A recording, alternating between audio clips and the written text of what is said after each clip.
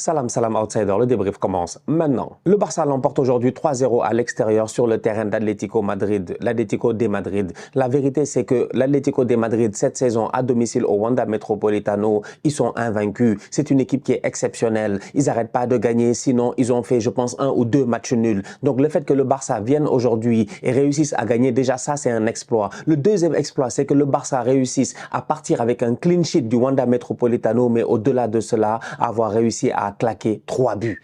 Le Barça a claqué 3 buts. Ils ont mis 3 buts à l'extérieur, là où est né le cholismo. Ce Barça-là a quelque chose que je pense qu'il nous cache. Je vous l'ai dit cette semaine dans le débrief de la Ligue des Champions. Je vous en ai parlé dans le débrief du tirage au sort. Je vous ai dit, ils font les malades, mais en réalité, ils ne sont pas malades. Du talent, il y en a en pagaille dans cette équipe-là et c'est passé à travers la jeunesse. Je l'ai dit, le Barça a fait un clean sheet. C'est parce que Koubarsi, il s'est géré. C'est parce que Koubarsi, il est présent. C'est parce que Koubarsi, encore une fois, quand il faut faire des interventions au bon moment, il est là. Quand il faut faire des bons tacles, il est là. Quand il faut récupérer des ballons, il est là. Quand il faut être mentalement présent, parce que même Fils de paille et Griezmann sont rentrés et qu'il y a des mouvements qui se créent au niveau du Barça défensivement et que c'est dangereux et tout, Koubarsi est là. C'est ça, Koubarsi.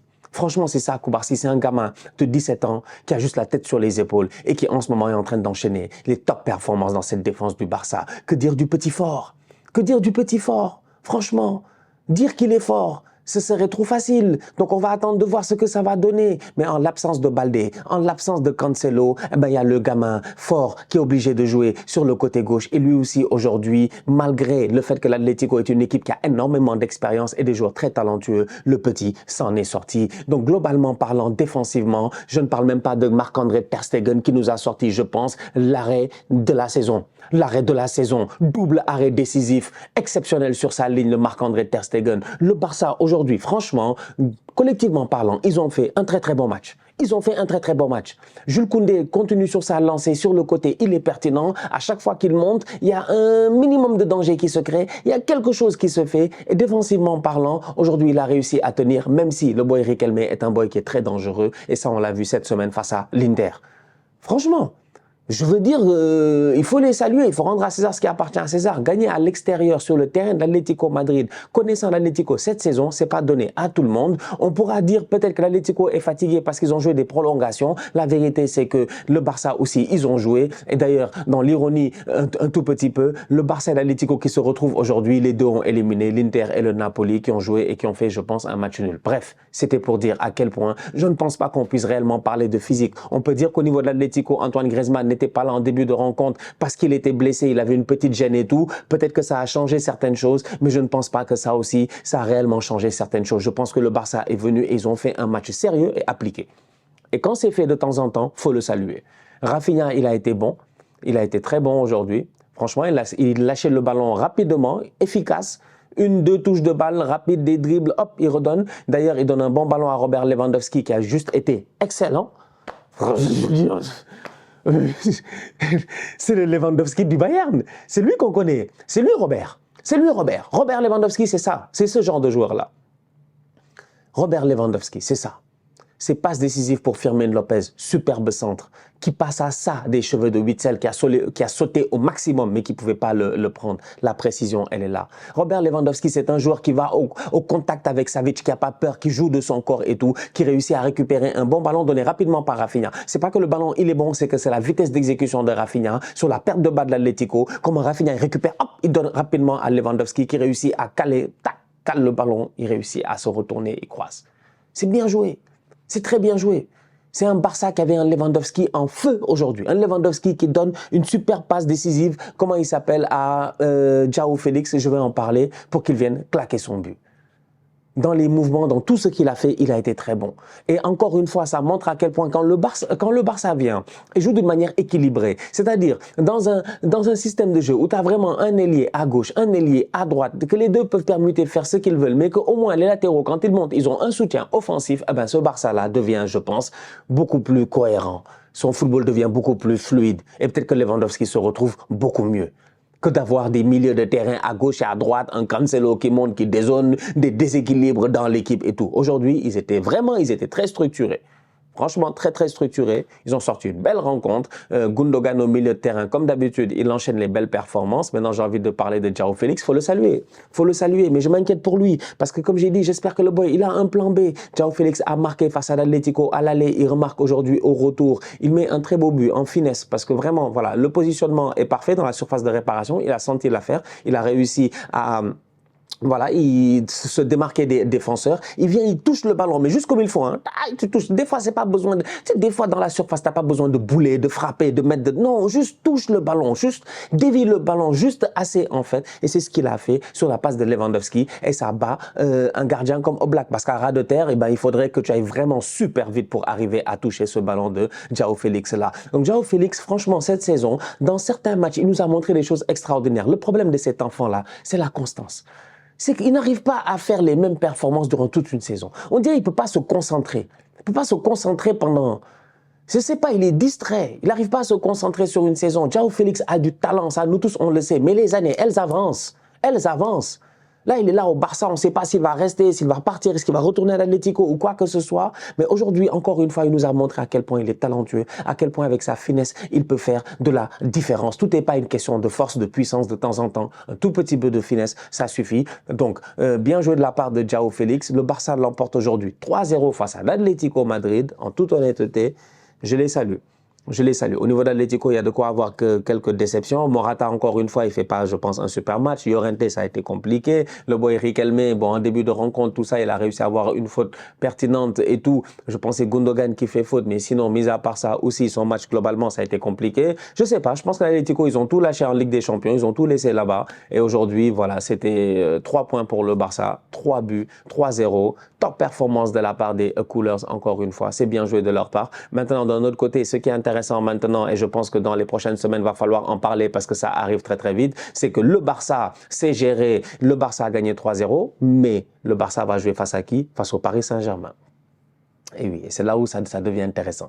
Le Barça va jouer face au Paris Saint-Germain. Le Paris Saint-Germain, de son côté, ils ont gagné 6-2 aujourd'hui face à Montpellier. Tu regardes cette équipe du Barça là et tu te dis, OK, au milieu de terrain, je pense que si Frenkie de Jong revient, ça va leur faire du bien parce que voilà, il peut faire beaucoup mieux que Christensen, il n'y a pas de problème. Koubarsi, petit à petit, il est en train de prendre de la confiance face à certains attaquants de la Liga, face à certaines oppositions. Dans des terrains hostiles aussi, jouer au Wanda Metropolitano, c'est pas facile. C'est un gamin, mais il est en train de prendre de la confiance. La dernière fois en Ligue des Champions, il est homme du match face à Osimhen. C'est pas vraiment un hasard. Robert Lewandowski semble revenir au top de sa forme. Rafinha redevient de plus en plus intéressant. Lamine Yamal, il a le talent et tout, mais c'est bien de le reposer comme aujourd'hui. Fermin Lopez n'arrête pas d'enchaîner des belles performances. Il est pertinent. Donc tu regardes ça et tu te dis, OK, même s'il y a Gavi, Pedri, tout ça qui sont blessés, ce Barça-là a quand même les armes pour faire mal au Paris Saint-Germain. Mais le Paris Saint-Germain, d'un autre côté, quand tu vois la performance qui sort aujourd'hui, 6-2 face à Montpellier, tu te dis, en fait,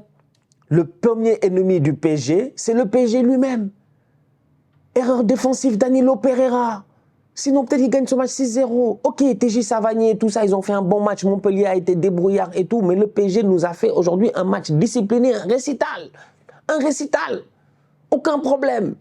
Luis Enrique qui arrive avec une formation simplifiée. Il y a beaucoup de blessés. Tu n'as pas Marquinhos, tu n'as pas Danilo Pereira, tu n'as pas... Il y a trop de joueurs en fait au Paris Saint-Germain qui n'ont pas. C'est pour cela que le Barça peut quand même espérer, si ces joueurs-là ne reviennent pas ou s'ils n'ont pas le rythme au moment où ils reviennent, ils peuvent espérer sur des largesses défensives au niveau du PSG.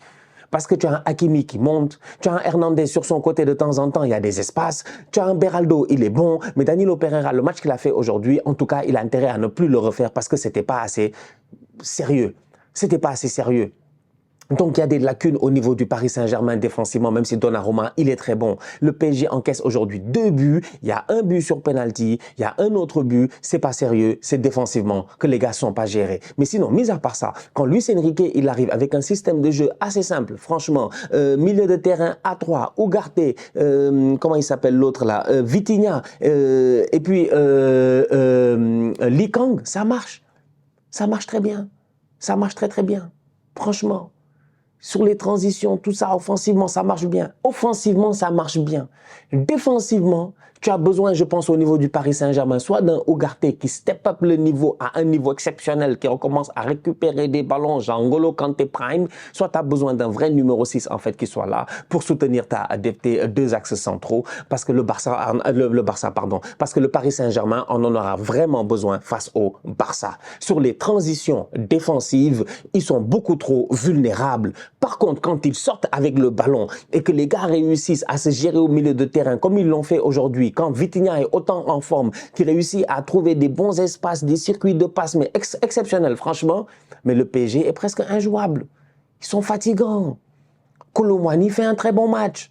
Ok, on a dit ici que le ballon n'était pas son ami, mais Randal Kolo Muani ne fait pas un mauvais match aujourd'hui. Il réussit d'ailleurs à donner 2 bonnes passes décisives, dont une carrée. Vraiment, il attend Mbappé dans le bon tempo. Tac, Mbappé vient, petite frappe à ras de terre et tout.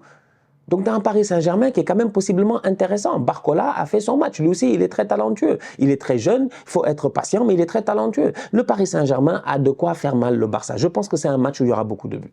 Paris Saint-Germain, Barça, plus j'y pense, plus je regarde le PSG aujourd'hui, je me dis, ok, ils ont claqué 6 buts, mais c'est que les deux défenses, en fait, les deux défenses, il y a des problèmes. Dans les deux défenses, il y a des problèmes, même si Koubarsi, il est bon, Beraldo, il est bon. Aujourd'hui, on le voit encore une fois. Mais au niveau du Paris Saint-Germain, quand Kylian Mbappé, tu lui donnes un tout petit peu d'espace, il te fait mal. Certes, tu n'auras pas les mêmes espaces face au Barça, sûrement. Mais aujourd'hui, Montpellier, ils ont donné des boulevards à Mbappé. Donc Mbappé, il en a profité pour claquer son triplé. Kolo Muani, il en a profité pour réussir à bien combiner avec ses coéquipiers. Mais au-delà de cela, dans ses courses, il a été très pertinent. Barcola, ça va. Ugarte, ok, pour moi, il doit encore mieux faire. Vitinha, je le regarde et je me dis vraiment, c'est l'homme du match. Il a été sensationnel. D'ailleurs, il a claqué un superbe beau but. Lee Kang aussi a mis un très beau but. C'est un Paris Saint-Germain qui, quand ils sortent offensivement, franchement, c'est une belle équipe. Elle joue à l'image de ce que Luis Enrique pourrait te montrer de temps en temps. Il y a des transitions rapides, mais sinon, il y a des superbes phases de possession de balle. Par contre, défensivement, il y a trop de lacunes. Et en ce moment, il y a beaucoup de joueurs à l'infirmerie. Donc du coup, tu as un Paris Saint-Germain qui va jouer face au Barça. Je regarde le même jour où ils ont joué, je me dis le Barça a réussi à sortir une top performance face à l'Atlético. Le PSG a réussi quand même à gagner à l'extérieur après avoir fait 3 matchs nuls d'affilée. Je pense. Ça faisait longtemps qu'ils n'avaient pas gagné là. C'était des matchs nuls depuis que Mbappé il a dit qu'il partait. En Ligue des Champions, c'est autre chose. Mais en championnat, quand même, ils étaient au ralenti. Les autres n'en ont pas profité. Ils n'ont pas réussi à grappiller des points sur le PSG. Donc le PSG a toujours, je pense, 10 points, 12 points d'avance ou un truc comme ça sur Brest. Mais derrière, aujourd'hui, ils partent avec les 3 points de Montpellier. Et à quelques, j'ai envie de dire, semaines, hein, ça arrive très très vite. Le mois d'avril arrive très très vite. Il y a la trêve internationale. Dès qu'on revient de la trêve internationale, on fait une semaine, on est en Ligue des Champions. Donc à genre 3 semaines du match en Ligue des Champions, plus une trêve internationale. Donc du coup, on peut dire à une semaine en club du match de Ligue des Champions, je pense que ça va être chaud. Je pense que ça va être très chaud. Je pense que Luis Enrique gagnerait à simplifier un tout petit peu ses tactiques, à venir avec un milieu de terrain assez simple, vraiment.